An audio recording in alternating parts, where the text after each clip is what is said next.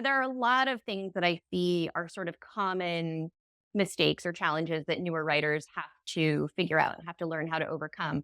Naomi BT is an author, screenwriting consultant, and a former development executive with 10 plus years in the entertainment industry. She's read thousands of scripts and has worked with hundreds of writers, whether it's through her consulting, courses, or giving a step by step guide to writers in her book, the Screenplay Outline Workbook. I've watched my own stories transform as a result of the tough questions she asks, as well as the helpful insight she provides. And whenever I personally finish a consulting session with Naomi, I always tell my husband the same thing. Damn, she's good.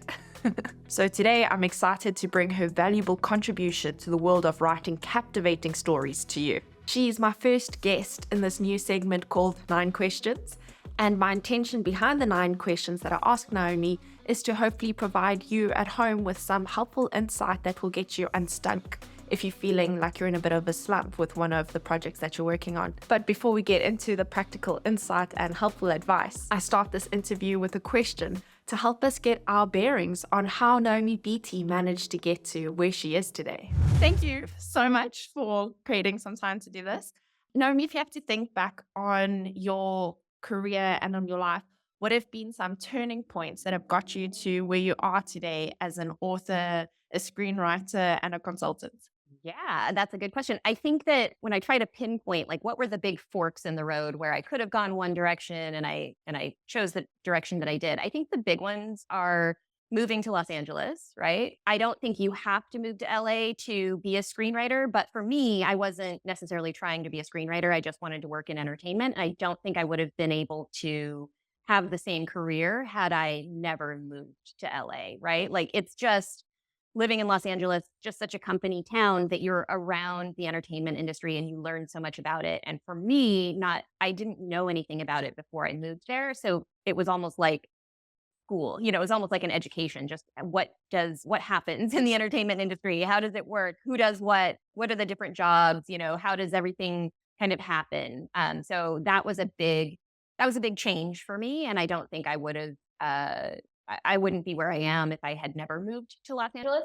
And then I think the other thing was choosing to work for Blake Snyder. So having the opportunity to work for him was a huge deal. And then also I left the job that I was in order to go help him on his second book. So had I not done that, I would not be doing what I'm doing now. With a background like that, you've clearly identified what makes a great movie. So, from your experience, what is a writing element that 99% of new writers suck at? So, if I could rephrase that, what would you say is one of the biggest obstacles that new writers have to overcome? You ask tough questions. I think, okay, so there are a lot of things that I see are sort of common mistakes or challenges that newer writers have to figure out and have to learn how to overcome. A lot of like little craft stuff, but that stuff sort of feels manageable. I think there's one thing that I've kind of been thinking about lately that is harder to pin down. So I'm going to try to explain it, but I think this is a thing that you don't really know until you spent a lot of time sort of like trying to write scripts is being able to connect like the big picture with the small choices, right? And for some writers, I think it might be understanding the big picture at all. So understanding like, you're going to laugh because we talk about this all the time, but like, what is the movie that you're trying to write? What is that movie? That's the big picture, right? So understanding what that is and then knowing how to make choices in creating your script that will create that big picture, right? Understanding how to break that big picture down into the components that are going to eventually make that movie. I think that's a thing that there's just so much to learn when you're learning screenwriting, and we put so much focus on the craft, which obviously is important. But ultimately, you have to remember that you are learning all of this craft because you're trying to tell people you have a movie to to make, right? There's a movie that you have in your mind's eye that you're trying to convey to everyone else. Does that make sense? It's great. And I mean, there's so many components. I mean, you can look at the outlining component, but if we have to really bring it down, what would you say is something that professional screenwriters do when writing a scene that newer screenwriters probably don't? There are a couple different ways to look at it. I like to say, because it's catchy, they dramatize rather than summarize, right? And I think that's a thing that newer screenwriters do. It's like they explain what's happening in a sort of summary fashion rather than really dramatizing the moments that are happening in the scene. It comes down to storytelling. And, each scene should be an act of storytelling as well. You're trying to entertain and you're trying to, the other way to look at it is showing rather than telling. Don't tell us what you want us to feel, or don't tell us, sort of like, even know how to phrase that, what's sort of happening in the scene. You want to show us the things that make us feel that, or make us, or give us that information, or give us that understanding that you want us to have from the scene. And, great screenwriters, professional screenwriters are really good at telling the story of the scene rather than, I don't know, like, just putting information on the page that we sort of go, oh, that's just plot information that doesn't, we don't know what it means. Mm, yeah, I can see how that's a common pitfall for myself as well as a whole bunch of other neo screenwriters. But if we have to move, from just putting the plot on the page and we try to understand what the story is actually about, what would you say are some questions that we could ask to find the deeper meaning of the story that we're trying to tell, or just for us to get a better understanding of what we're trying to write? Well, I think you have to sort of come at it from two directions, right? And they're both important, but I think they're more important together that you think of both of these angles. So as a writer, what makes the story meaningful to you, right? What does it mean to you? What's the deeper reason to tell the story? What are you trying to impart to other people on sort of like a emotional or philosophical, life lesson kind of way? And then the other direction to come at it is, as a filmmaker, what makes this movie exciting or appealing to you, right? And there's tons of questions and decisions that branch off from those two things. But those are the two directions I think that you have to be able to kind of see the big picture from, which is like, it's sort of like internal, external. As a writer, what's my purpose? What am I pouring into this story? Why tell this story? And then almost from like the external side, as a filmmaker, if this is a movie that I want to see on the big screen, what makes it a movie? What makes it exciting? What makes it interesting? What makes it entertaining? Why is this a movie that other people will want to see? Oh, so good, Naomi. So, from your experience, what would you say are some secrets to help us craft an exceptional outline? And if you are willing to share some tips on how we can see the whole outlining process through without giving up. Sure. I think that the most important thing to keep you going when you're outlining is to keep the fun in the process. Because a lot of people see outlining as like the slog that they have to get through before they can get to the fun part of writing. And I think if you remember that the outlining is part of the creation process, it doesn't have to be oh, I just have to put all these things in a row and then I can get to the fun part. Like, outlining is creation. It's where you get to break story and you get to think about, how does the story work and what's the big picture and what are the little scenes that go into that big picture. It's all that stuff. It's just doing it in a different sort of format. I think that that's important to help you keep going, because otherwise it will feel like it's just more work that you have to do before you get to the fun part, right? And related to that, keep the fun in the process. I think that trying to remember what you love about your project is very helpful as well. And answering those, coming at it from both of those directions, writing those answers down, you can always revisit them and then remember, like, what is it about this movie that I love? Why did I want to write it in the first place? If you can remind yourself of those things, then it's sort of your why, right? Like, why am I writing this movie? As long as you can keep in touch with that, that I think can help you keep going, even when it feels like a lot of work or it feels difficult, challenging stuff that you don't want to get through. And then let's see, one secret of a good outline is this is going to sound contradictory to what I just said, but it's to give yourself some grace and allow yourself to have an imperfect outline, because outlining doesn't necessarily feel like writing to a lot of people. It feels like something that you should be able to do right. Like, you should be able to get it down on the page and you have all the right answers, right? You get 100% and you get a great, an A grade on it, and then you can move on. That's not really the way it works. It's all an iterative process. So you have to allow yourself to do the best you can with what you know about your story right now, and then move to the next step. And if you need to revisit it, you can, but it's having a little bit of fluidity there, I think serves you serves you well. Yeah, that's so good. I personally find outlining to be the fun part. Oh, good. Because when I've got my outline down and I'm excited about my outline, then I'm only excited to write. I'm not excited to write without an outline. Yeah. I'm not good enough to be like, oh, it's just gonna flow through me. I tried that for the first screenplay I ever wrote, and that was terrible. Well, So like I said, I mean, I really think it's the decision fatigue that you're cutting down on, right? If you outline and then write pages, think of all of the millions of decisions you have to make when you're writing it that go into a finished screenplay, right? If you can make some of them in the outlining process, then you can make some of them in the writing process. But if you don't have an outline, then you're trying to make all of those decisions at once, and that's very difficult. I don't know many writers who can do that at all, even if they're professionals. Like most people like to have some sort of plan before they get to writing pages because that's where you want to sort of free up your intuitive side and let yourself kind of like channel characters and think about, you know what I mean, kind of get lost in your imagination and come up with those moments.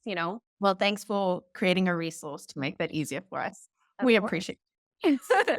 Okay, so let me just check. Is this still recording? Yep, that's recording. Great. So you've written a book that could be a good investment to improve your outlining. But let's talk about some other investments. What have been investments that you've made, whether it's financially or time based, that have improved your screenwriting?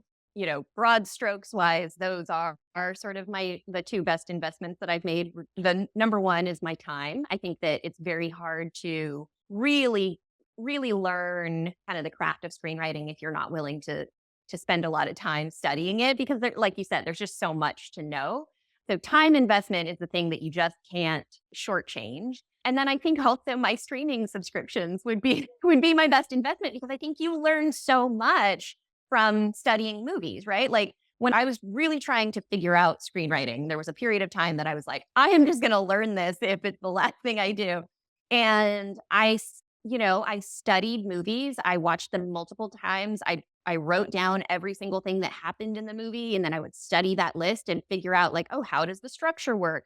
Where does the character arc happen? Like I just really tried to analyze in every moment what was happening and what were kind of the big patterns of what was happening. And then this is free, but it's a time investment. You can also do the same thing with scripts. So you can get screenplays, you can break them down scene by scene, figure out what is actually happening from moment to moment and how does that work? How does that create that feeling that you're trying to give to the audience? Yeah, I just totally agree. Like the amount of time you kind of have to put into this, especially if you're coming from not studying this at all, it's way more time than I could have ever imagined. But Yeah. so fulfilling if it's actually something that brings you a lot of joy.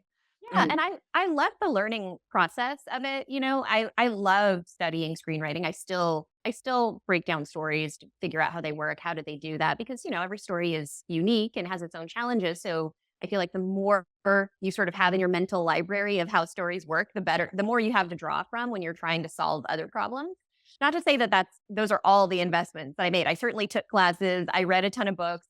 And I would say reading books is a good investment too. I think an important thing to do when you're reading about screenwriting is not to take what you're reading as gospel, but to read it and then test it in the real world. Like if somebody says this is how structure works, then go look at some movies and see if that's true. And if those patterns play out, then you can be like, great, now I understand kind of what they're saying and how that works, and I can see the real world examples of it. But if it doesn't play out, then then you can be suspicious of everything else that person says too, and you can sort of be like, oh, okay, well, why did they say that if it doesn't bear out in movies? And where am I?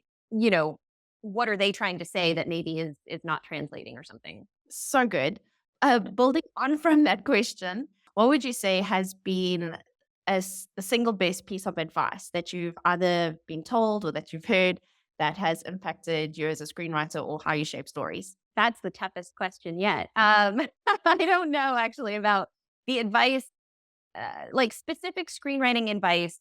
I'm not sure if I have like one piece that I think is the most important thing. But I will say I think the thing that impacted who I am as a writer the most was learning about the growth mindset.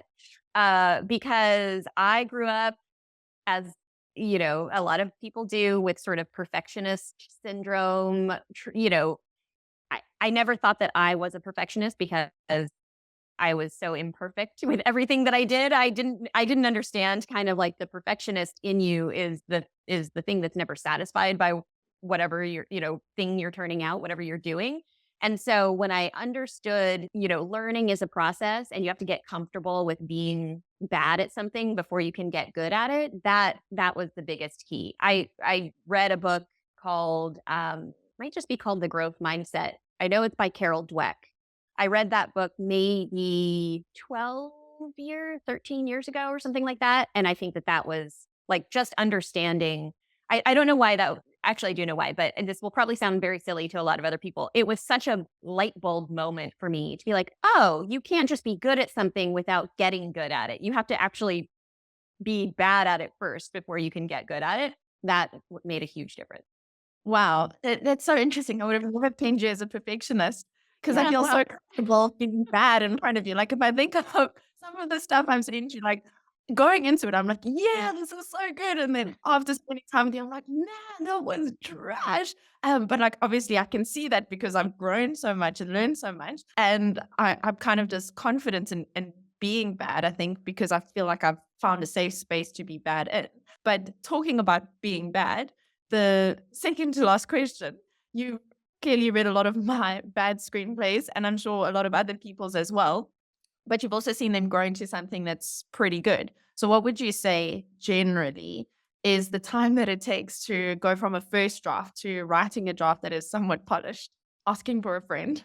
yeah. I think you're going to hate this answer, but it really, really depends where you are in your learning curve as a screenwriter and how much time you're devoting to it.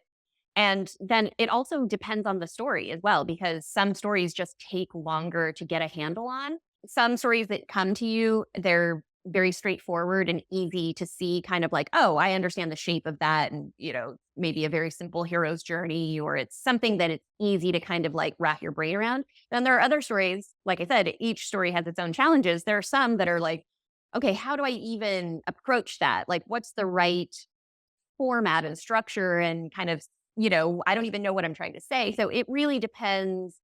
It depends on the project, but then it also depends on the writer. I think if you have written a couple of scripts and so you really understand how a screenplay works, you kind of understand like, okay, this is what I need in act 1, here's how it works in act 2, here's how it works in act 3. You have a good overview of that and like what goes into creating a story that's going to work in a screenplay. Then I think depends on what finished product you're trying to go for too. But if you're just trying to get to a draft that you're like, okay, this is what I'm trying to do with it, and I could send this out to people and, get feedback, I would say probably 3 or 4 drafts, and you can have a really solid like first draft that you can send to people. Maybe 2 drafts, and then that's a solid. I don't know. I think there's so many variables. That's a really hard question to answer. Hard. I can see how difficult it is because with some of the screenplays I've written, like, the one that has been like over like I feel like 2 years now I've been working on it. But then other ones just like, there's just some magic that just pops around them. So I can Yeah. see it is really project dependent, but also like where you are in your journey as a screenwriter. Yeah, and I think just the more you learn, the easier it is to kind of shortcut that journey to figuring out each project. You know what I mean? And it kind of goes back to that having more information or more experience to draw on, it becomes easier to be like, oh, I see what that project is trying to be. So I know how to get it there. Whereas I think when you're making those decisions at the same time that you're learning the craft of screenwriting, there's so many balls in the air that you're like, okay, now I've got to figure out what is an act 1, what is an act 2, at the same time that you're trying to figure out not just generally how does screenwriting work, but for this particular story, how is that going to work? So I'm going to end off this interview with a relatively fun question. I hope I've counted correctly and that this was top and I. You know how much I love a feel good movie. So, what is a feel good movie that moved you that you could recommend to my audience? And could you share a little bit as to why you enjoyed so much? Yeah, I hope this counts as a feel good movie because it doesn't have to be super family friendly, right? I can recommend something Correct. that's a little risque. Yeah, have you seen Hunt for the Wilder People? No.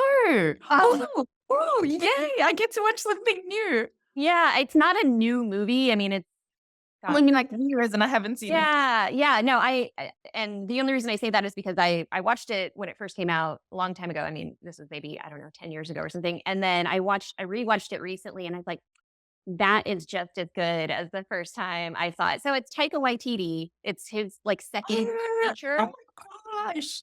Okay, Yeah. okay.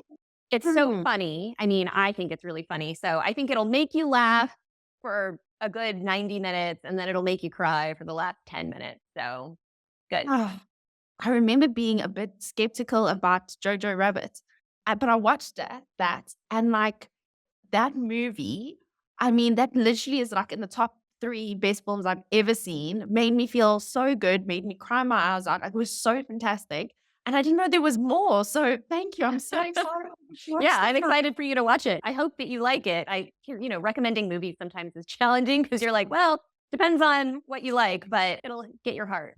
This was such a fun interview with so many epic takeaways. If you got as much as I got from the interview, give this video a thumbs up and consider subscribing if you'd like to see more videos in the series coming out soon. Then a huge thank you to Naomi BT for being so incredibly generous with her time. If you'd like more from Naomi, you can check out my description where I have linked to her website, and I've also linked to her Screenplay Outline Workbook that we spoke about a bit today. I am thrilled to have got this first episode out, and I look forward to bringing more interviews like this to you in the future.